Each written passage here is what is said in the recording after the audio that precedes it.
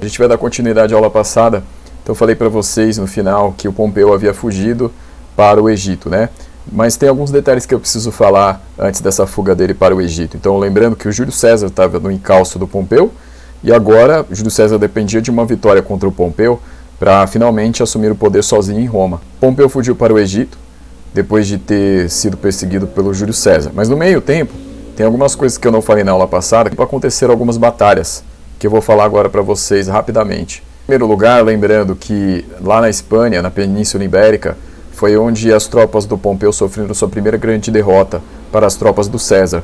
Mas ainda haveriam outras duas batalhas. Na Batalha de Dirráquio, que seria hoje mais ou menos ali no sul da Albânia, no Épiro, né, na época era o reino do Épiro, o Pompeu vai vencer as tropas do César e esteve muito próximo até de derrotar o César definitivamente, só que ele deixou o César escapar. No mesmo ano, pessoal, no que seria equivalente hoje ao mês de agosto, o César vai derrotar as tropas do Pompeu na Batalha de Farsalos, então aí já na Grécia. Pessoal, o Pompeu fugiu para o Egito, e aí o que vai acontecer com ele lá? No Egito, o Pompeu morre, pessoal, então ele vai ser traído por alguns dos seus próprios homens, e aí depois o seu corpo vai acabar sendo entregue para os egípcios, né, que na época eram governados pelo Ptolomeu XIII, né, que era o faraó da época, que tinha como esposa e ao mesmo tempo irmã a Cleópatra. O que vai acontecer, pessoal, é que o César vai receber a cabeça do Pompeu, né? Então César não vai gostar porque ele vai ali considerar que foi um grande insulto, porque ele não queria o Pompeu morto, na verdade, ele queria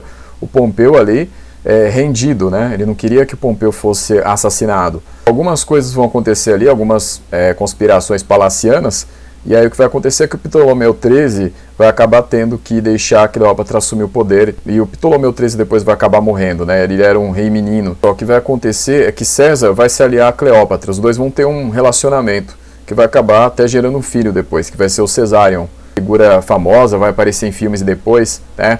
Então esse aqui é um busto, né, sobre ela. Mas muitas vezes em filmes aparece a Cleópatra como se fosse branca, né?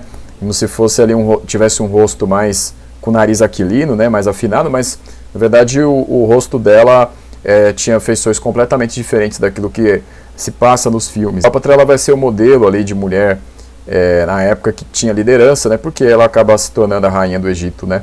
No lugar do seu irmão. Pensa que o César faz com a Cleópatra, o que acaba acontecendo é que o Egito acaba se curvando a Roma, né? Então Roma vai ter muito benefício ali na questão do fornecimento de trigo, por exemplo, né? Porque o Egito era um grande plantador.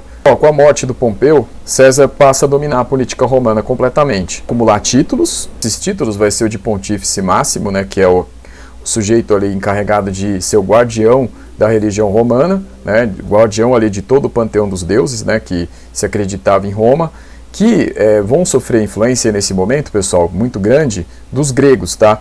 Aliás, uma coisa importante para se dizer, pessoal, é que os romanos, desde o século II a.C., quando ali mais ou menos na metade tinham conquistado a Macedônia, eles sofreram um processo de helenização, tá?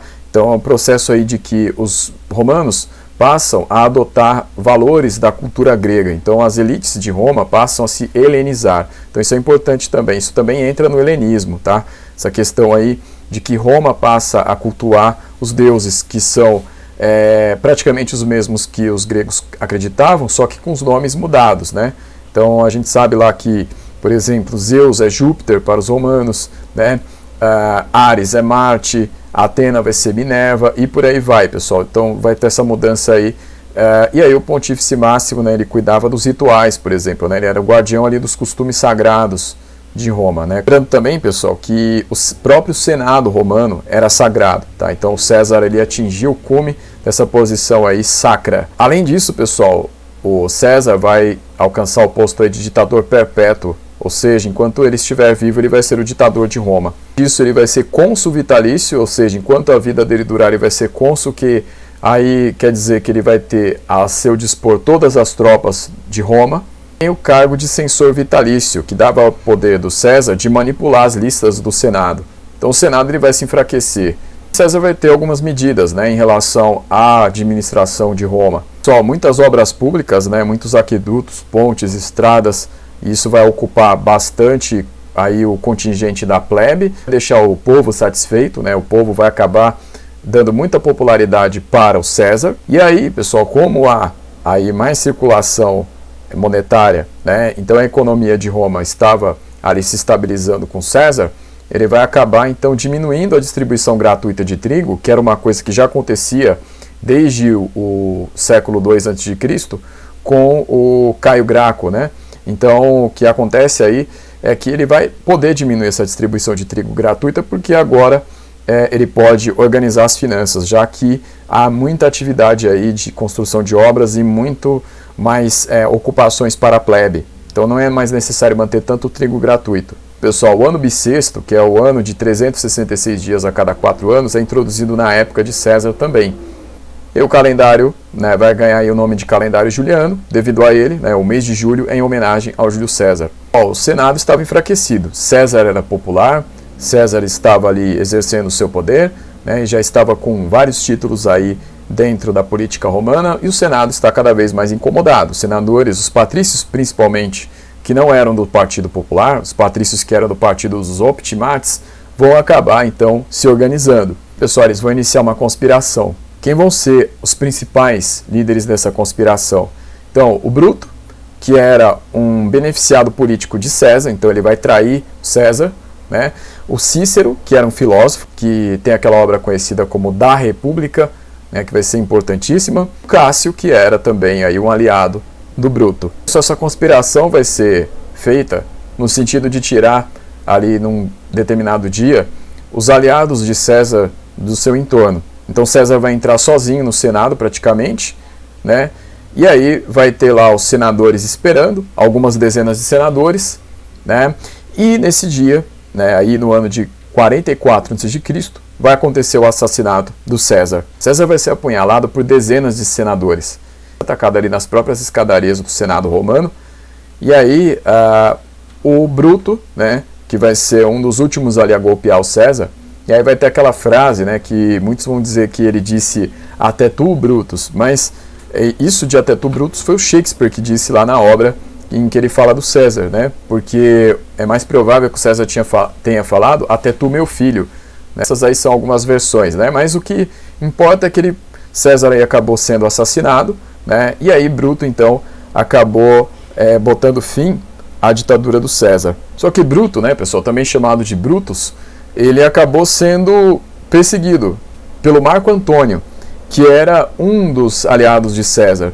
Então o que vai acontecer é uma disputa em Roma a partir desse momento pela liderança, né? Porque o Brutus ele vai então reivindicar aí que é o libertador de Roma, só que Marco Antônio vai utilizar toda a sua oratória ali e vai jogar a população de Roma contra o Brutus, porque ele vai acusar o Brutus de assassino, de conspirador. O que vai acontecer, pessoal, é que o Brutus vai acabar tendo que sair de Roma depois de algum tempo, né, junto com Cássio. Eles vão levar algumas legiões para planejar um ataque posterior. E aí o Marco Antônio vai acabar ali sendo o líder, né, nesse momento aí, deste grupo que era contrário ao que tinha acontecido, né, que vai ficar insatisfeito aí com a morte do César. Pessoal, o que vai se desenhar em Roma agora é uma nova disputa, que vai acabar gerando um novo triunvirato. Nós temos aí o Marco Antônio, pessoal, que era do mesmo partido do César. Nós temos agora também o Caio Otávio, que era o sobrinho neto do César, e o Lépido. Então esses três, pessoal, Marco Antônio, Caio Otávio e Lépido, vão acabar formando depois o segundo triunvirato. Só que eles têm que lidar ainda com essa questão aí do Bruto e do Cássio, que acabaram saindo com algumas legiões de Roma. Né? Como é que vai se dar essa relação aí? O que eles vão acabar fazendo? Eu vou falar para vocês, pessoal, mais para frente. Então, por enquanto é isso daqui. Até a próxima.